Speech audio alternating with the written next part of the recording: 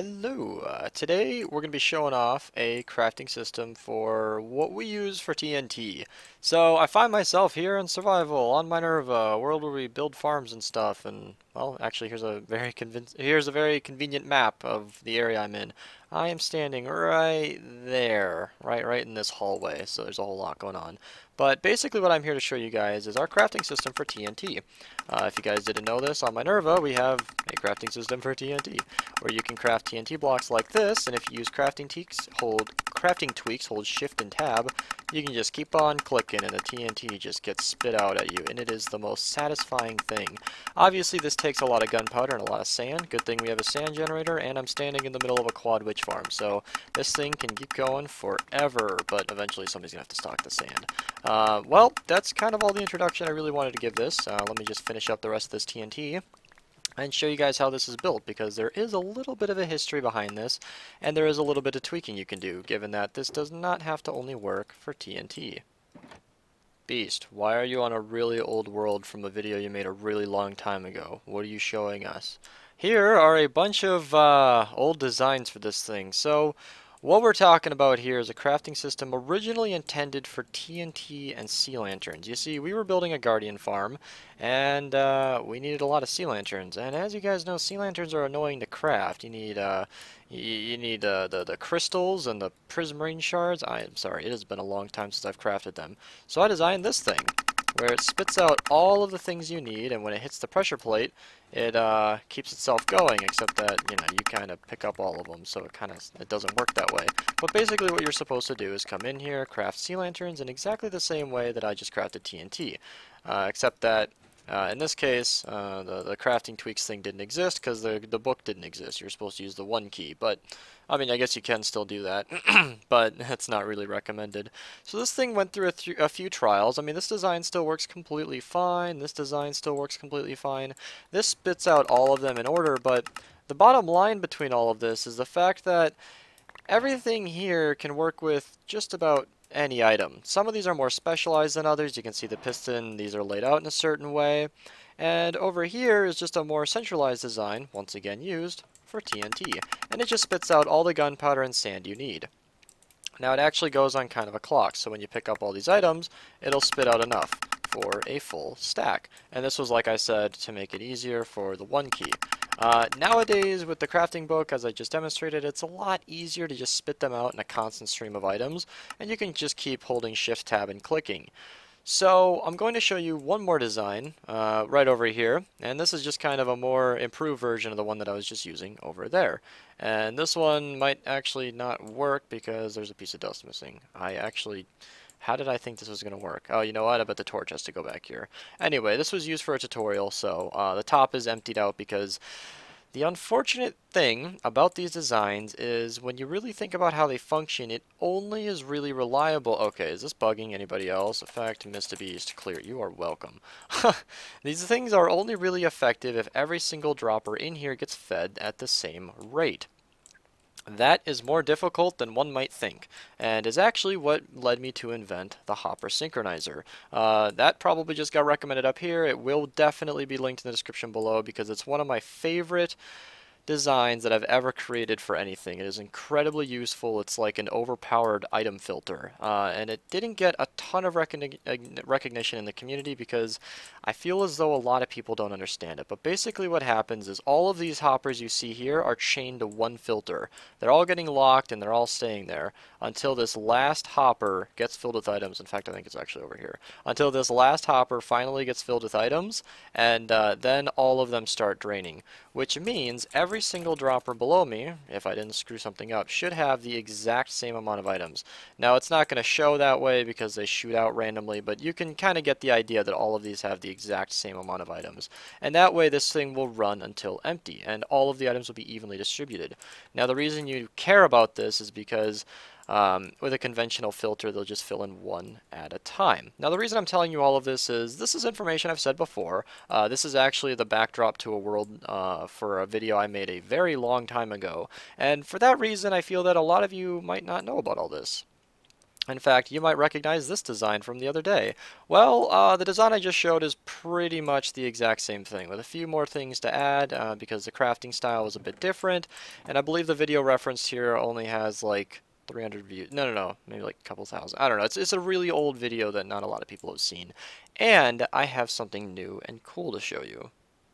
Okay, the new and cool thing is kind of like the same thing I just used, but it's stacked on top of itself. But it's what allowed us to fit it inside of the Ruby Center. So this is actually the exact kind of machine that I was just using, tweaked a little bit. So the reason that it has to be stacked on top of itself is you have to understand that the way that I was using this thing, there's a wall right here where I was crafting TNT, and then there's just a small amount of space before the Ruby Center wall was there. And so the designer, Rubix, gave me strict instructions to keep this thing very thin. And I kind of wanted to use this kind of remodel to show you guys a better design, well not better, but a different design, and kind of revisit this entire subject. So basically how it works is if I just clear my inventory, flick on the lever, it'll start shooting out all these items using observers, which is a lot less laggy than the redstone dust we were using before, let me tell you. And then you can just craft all of the TNT quite fast, in fact. It's really, really nice. This is certainly better than dragging and dropping. You have no idea how many double chests I've crafted the long way, and it is not recommended. The only thing that's wrong with this is I believe if I turn it off, there is a chance that it won't spit out exactly enough to make TNT, and that's just because I'm running this on a very fast clock. In this case, it looks like we got a little lucky, so we can just shove that into the shulker box filler and move them in just like so. So now we have a couple shulker boxes full. And there will be a link to this in the description, but based on this front and this back with this wiring, I'm pretty sure this is all of the wiring. There's nothing hidden. It's pretty intuitive on how to build this. But what's not intuitive is how to build this. And I say this with a little bit of a sigh because I'm going to attempt to give you guys a tutorial. First and foremost, I will be using Schematica because this thing is tricky and complicated, and if I'm going to be honest, I designed a lot of this tonight, so I'm not 100% familiar with the entire design. If you don't know how to use Schematica or don't even know what that is, there's a video linked up here and in the description. It is a fantastic tutorial on how to use everything in Schematica that's relevant. I called it the ultimate guide, although I didn't technically show everything, but if you watch that video, I assure you, you'll be using Schematica like a pro in no time. The dimensions of this thing are 11 by 27 by 14 high, so it's kind of a beast, but I'm imagining if you're going to be building this in an area specific to the block, I'd highly recommend grabbing a schematic so you can align it just like so. Go down here to my super secret code name, Supercrafter, and then you can just move it in place. Let me just get it in line there, and then you can fit it in exactly how you want to do it. But if you insist on me doing a block by block tutorial, let's start on that now. This is the second time I'm starting this tutorial because I think I can do it better. First and foremost, you're going to need an area just like this. This is about the rough dimensions. You won't need every single block, but this thing is pretty nice and compact if I do say so myself, so everything is contained within a certain area. Now you're going to want to find the center point because this is where your ice streams are going to go. Don't worry, I'm not going to be doing this entire thing with Schematica. In fact, the reason that I wanted to restart this is because I feel like if I explain these chutes and how they're going, you might get a better handle on how this has to go. So first off, we're going to need 2 blocks here, 1 block in between, and then 8 more blocks of ice. And it should work out to be about 11 blocks long there, and then another 8 blocks of ice right here. This is where your main chutes will be for the different items. Because we need different amounts of gunpowder and sand, we do need an extra couple droppers right here for the gunpowder. So this is all for gunpowder or crystals if you're crafting sea lanterns, and then over here would be sand or shards if you're crafting sea lanterns. So first and foremost, we're just going to get those ice streams in place. Now we're only going to be doing layer 1 for now because it's just going to keep things simple, and you're going to want to line them with droppers. So line them just like so, droppers all over the place here facing into the design. So if I can just come in from the other side. You might want to build scaffolding for this. It's going to be really tricky, although if you're standing on the ice, I'm sure this won't be too much of a problem. I believe I've only built one of these in survival mode, so I don't have a ton of experience, but this should work for you. So let's just continue building this and wrap it around to the other side. Alright, now that you got that in place, you can leave it just like so. Now, if you want to get ahead of yourself, this is where your offshoot will be, somewhere along there. In fact, if I follow my own schematic, I will know that this will go down a block. Now this doesn't need to go down as far, but as you can see in the completed design over here, it got a little tricky with the pistons, and this needs to move, so I kind of wanted to stay out of its way. So I just dropped the ice stream about 3 blocks down. Shouldn't be too big of a deal, because so long as you're crafting TNT, I don't think you're going to care how long your blocks are moving. So if you want to get ahead of yourself already, you can already put in your water spots. In fact, let me just close this off on the other side. Break that building block down there. Scaffolding is important. I always recommend slime blocks. And then a partition block. This could probably be some kind of trapdoor or something, but I personally prefer I personally prefer slabs just because it's nice. And then water going in like that. You want all of the items to align against these panes so they can drop straight into the item stream. Next are the pistons. So what you're going to want to do is come around to the side here, and you don't technically need half slabs for this. I'm using them more of a style choice. However, it shouldn't really matter whether or not actually. So let me just grab observers here, because what will matter is placing the observers before the piston. This will just make it easier down the line, and because we're working with observers, you're going to want to make sure to ensure that when this thing is off, all of the pistons are not extended and they aren't triggering, but the observers should be facing just like so, and they should be lining up with your droppers like that. It's not super strict. We're spacing these out because an observer can strong power a dropper, hit the other one on the side, and that way we don't need nearly as many as we would before, or otherwise. So let's just come down here, place a few more blocks, and then the observers underneath are going to be quite tricky. So let's actually come down here and place the pistons first. The pistons will go immediately under the observers, just like so, facing towards the droppers, and they should look like that. And then under them, we're going to need to place observers facing down. If you're building this in a tricky area or with a large drop below, scaffolding or a large platform to walk on would be highly recommended. Now, this would actually be quite a good time to place in your rails. So if I do believe from the schematic, we will have an observer facing like so, with a block on its face, or a block, yeah, on its face. And then you can place in the rails like this. Now, the reason we're actually placing in the rails so soon is this will give you something nice and easy to place your observers against. Oops. Let me just get that in there. And then you should be able to hit these nice and easily by crouching on the observers, or on the droppers. And then there should be one more observer right, I believe it's in here. Alright, and then we're going to want to destroy that, and then update this, and then delete that, put that in, and then realize I screwed up. So your observer should go right there. Okay, so let's place this back one more time. Okay, so getting all these pistons back in their default state is really annoying. Hopefully you should not have filled these droppers with anything, so all you've done is annoy yourself with clicks. And now you want to do the exact same thing on the other side. It should be completely mirrored. Now, thankfully I have world edit, so I can just kind of, flip it to the east and paste it in. Ah, no, paste it in. And just like that, I've saved myself a lot of time. Alright, next, if you're interested, you can just go ahead, line these up like so, and you will update both of these by doing that, so any kind of strong power will just quick update it. You only want to trigger it once. Once again, make sure that all of these clocks have stopped, because this will be the default off state. Alright, next is storage, and this is something you're going to want to be particularly tricky about. The way that I'll be doing it here is placing in the hoppers from the side, and then where you put chests and trap chests kinda doesn't matter. Alright, so the way that we're going to place the chests is a little tricky. They need to be back a block, and this is just how the ice streams will work with this. In fact, we do need the ice above the hoppers. When I was designing this, I made the conscious choice to do that because I discovered something weird about chests not draining the hoppers properly. That might be old information because I know they changed a little thing with that. I'll link that in the description anyway if you guys are interested. Something to read up on, but I believe after 1.9 I did not continue stopping the recording when I was itching my mouth, so that way you guys can hear it. But basically what you want to look out for while you're building this is when you open a trap chest, you will power all these pistons. So in the future, when this is filled with items, that could be really annoying. Just try to make sure not to open these. In fact, if these filters ever screw up, you might have to come in here. Just be aware of that is a possibility.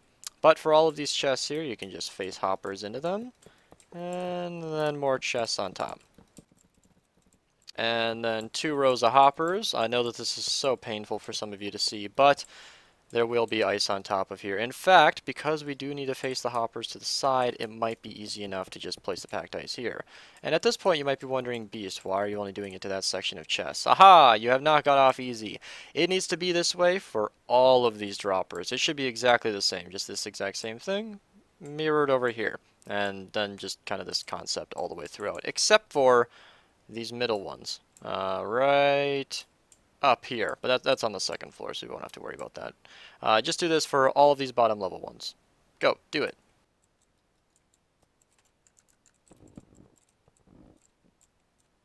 Alright, I might have lied as I was building this. For this bottom one, you will need to face this a little bit different, but I think I'll get into that when we get there. So you might want to just leave it, but it's just so you know it is this last dropper. Because the way that the items flow in will be from the upper left, going to the bottom, and then it'll loop around. We need to face this to the side because this will be the last hopper in our chain for sand, and we will need to read out the back with a hopper filter and a comparator and all that. So just be aware that that is incoming. Boy, does printing this make things easier. Although it is skipping a few steps here, so don't worry. I'll back it up for you guys. Okay, so I mentioned that it skipped a step. First and foremost, I had glass down here because I think that looks a lot better. That way we can see all the ice streams in there, so let's just get those blocks in there. Okay, so basically this isn't as daunting as it might look. So we put in all the hoppers and for the chest, just like I said. There will be a packed ice stream going along just like this, and then it'll make a weird little loop leading straight into the hoppers. This is far less confusing when you realize that we're aligning against an ender chest, so you might want to keep track of that. Also, what Schematica kind of skipped here is the fact that we have now blocks blocking this second hopper, and then there will be dust on top of that. That's how we filter the items. And then immediately below that block, right above the ice, or right above the water here in the middle, will be a glass block, or a sea lantern, or really any block you want. It's just personal preference and a little bit of security that you might want to have these droppers having this just to block the items. It might make some of them move a little faster. Completely optional, but you know, just to keep things nice and easy in here. So do that. And then I have stairs on either side just to continue that theme while keeping it so that these panes don't connect. Although I have found that that might not be a problem. So now that you've got that all in place, it should look a little something like this. And as for our weird one over here, let me actually start from scratch. Instead of having the chest off to the side like this, we're actually moving it off to the side like that. And then we're having one more chest kind of sort of like that instead of over here, and then we're facing the hopper sideways instead of out from the back. And that's so that we can just pull a signal from out the back. Let me just show you like let me just show you like so. So this comparator will be able to read from this hopper, and then we can give it a signal just like so. And then you can drag that signal all the way around, align it up like that, and connect it right here. That's where we're going to have a repeater, a line of dust, stopping somewhere around here, because this is a hopper filter. So by default, these all should be turned off, and you can easily connect that by hooking it up from the back, and it should look a little something like that. Like I mentioned before, this is the last hopper in the chain, so this is what will unlock all of these. Now, there is an interesting decision that you need to make right about here. I'm putting this all the way down here. Our input will be from up here. There is another filter on the other side over here. Something that I was noticing while I was filtering all the items in is if there is a constant stream of items like this, in fact, these are 5 items per second and 4 items per second. This is exactly the speed that these can filter, fun fact. If it gets all the way to the end here and you turn it off, then this amount of items will continue along the stream, it'll continue along the stream. This will keep filtering items and filtering items, and there is a chance that this last filter up here might completely drain of items by the time that all of the items go through the system. The way I dealt with this was splitting the hoppers in two. These series of hoppers right here have their own little chain being filtered from this hopper right here. And then these sets of filters from the gunpowder gets filtered by this one down here. Now this will mean that if you're going from a slower item stream like we have, like gunpowder, the top one will absolutely get priority, and the bottom one will only be filtered when the top one is full. If this is okay for you, great. It's just a little more stable, and speaking from experience, you do not want these filters to break. By the way, these don't need to be diamonds or anything. I only did this because I wasn't really thinking when I filled these in. You'll see that some of them are like this. Technically, you can have all of your sorter item in here. It really doesn't, let me see if I can find one. It really doesn't change anything. Is sand over here at least? I don't know. All you need to worry about is this final filter needs to have these 4 filter items. That way, if it does break, only gunpowder will filter in, plus whatever might be going through the system, and it won't be as big of a drain.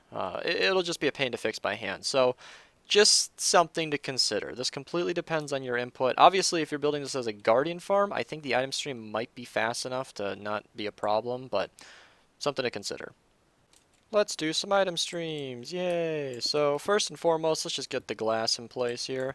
Above every single hopper, you're going to need something that doesn't block the item's path. This can be half slabs or iron bars or I guess more ender chests would work completely fine. And in my case, I'm going to have matching glass because I'm a girl with style, so take that for whatever it's worth. Let's just continue this along here, and basically we're going to surround all of the ice that you should have already placed with glass. Now, if I wasn't completely keen on exactly where to place all of the ice, it should be just above all of the hoppers that looked out of place before, and then loop it kind of like this so that it can align against the inner chest. So let's just fill all of this in and then get to the next step. Aha, all of our glass is in place. Water needs to be filled in now. This should be pretty obvious. I don't actually know where it has to end, but just continue the stream like so. If you're building this in creative for some reason, you can actually turn up the random tick speed, and that'll actually make things a little bit easier. Just a fun tip that I'm not using myself. And this should end up right at the end, just like so. This is actually your output. So I mentioned that this item stream is perfectly enough speed to keep up with this. I just have a cactus here. You can have a lava source or fire, or in our system we have this leading through the rest of our storage system into a sorting system. So like there's an overflow chest and whatnot. It totally depends on whatever you got going on. Now, if you're somebody who's interested in filtering items, this would be a great time to set up a system that can do that for you completely automatically. So I do that by just filtering it like that, placing dust on top of that comparator, and then placing a torch. That way all of these hoppers get locked and none of your filter items go through. I think it might be too early for this, but at some point all of these hoppers are going to have to be filled with gunpowder or what's the other one? Crystals, I think? Yeah, crystals, depending on what you're filtering. Of course, except for this last one where they'll need to be single items, and then 41 gunpowder in order to start filtering stuff. But that should be just about it for the bottom layer. So this might be fast enough to craft. In fact, let's give you a little bit more history here since you guys stuck around for the tutorial. Everything in here is actually 72 droppers. This is recycled from my original thing that I showed where you flip the switch and it sends out enough for a stack. Technically, we don't need all of these droppers. I mean, you could probably build this system here and it would probably distribute items plenty fast to craft. So it'll just be clicking along like that. But we're going to build this thing full scale because I didn't think about this until now. And, you know, you guys saw how fast it crafted before. So if you want twice as much speed, then let's just continue. Now, the next layer of this thing is, well, this is the easy part, you guys. You've gotten through the tricky part of learning how the design works and getting a familiarity with everything involved here. And now you have to do, honestly, basically the exact same thing. As far as I'm concerned, there really isn't anything different about the next layer at all. In fact, I believe the filter on this side is just reversed to the other side because it's inverted based on your input. And the filter on this side is also switched around. Otherwise, the chests and the droppers underneath, everything is exactly the same. So I am going to actually skip out this part of the tutorial. In fact, there are a few logistical things like the item streams, but I will do that all on camera. Otherwise, you guys know the drill. You probably can repeat the first part or copy what you have below. It's the same exact concept as droppers underneath here, and the hoppers plus chests should be exactly the same for all of them. Like I said, give or take that, and that's it. In fact, you just put this filter on the other side for the next layer. Otherwise, all of the chests and hoppers should be exactly the same. So I'm going to do that, and then we can wire up the guts of this thing, and you guys will have a functional crafting system. And then we might actually talk about that Shulker Box Loader again, because you might want to have one of those. Alright, you guys. So if you copied this thing once up, you should have something that looks a little bit like this. I suppose I didn't show you exactly where you need to copy it up from, but it looks like that's a vestigial block left over from something a while back. Actually, no, that's for the cactus. Never mind. So it should look something a little bit like this with the pistons right above the glass, and everything should be all exactly the same except for the ice stream. It should be completely reversed. It should come in from this left side here, wrap around like that, and basically be the exact opposite of what's below it. And then for this chest in the middle, same thing as before, just have a chest off to the side. Hopper faces sideways now, or you can face a chest like so, and then a hopper facing into that chest. And then you can have your output being right here, with a comparator here, and some dust facing into the torch. And it should look pretty similar. I hope this tutorial has been easy to follow so far. If you guys, anybody here who knows my channel, I don't do these things totally often, so you can give me a little bit of a break. But as I've said before, hopefully, this is just for the people who are really adamant about not installing Schematica, because that makes a build like this so much easier. If you haven't used it, then you really have no idea. But, some people like to hear me talk, and that's completely fine too. So, as I've been talking here, I've been filling in glass just above here because it's kind of the same scheme, you guys. You know how to build ice streams. You put the block on top of the hoppers so that the items can get aligned nicely. I did this to match, and then you need something to align the items. Now, I don't think I mentioned this earlier, but it doesn't need to be ender chests. It could be dragon eggs or cakes or chests or whatever you want to use, but as long as it aligns the items, it's completely fine. Ender chests are just kind of a less laggy, sort of easier to get kind of thing if you want to mine a little bit of obsidian. This is probably going to be one of the trickier parts. So this gets a little tricky. What I did is I dropped the block like so. Let me actually surround this in blocks so that the water doesn't flow everywhere. And then I had it angle so that it falls off to the side.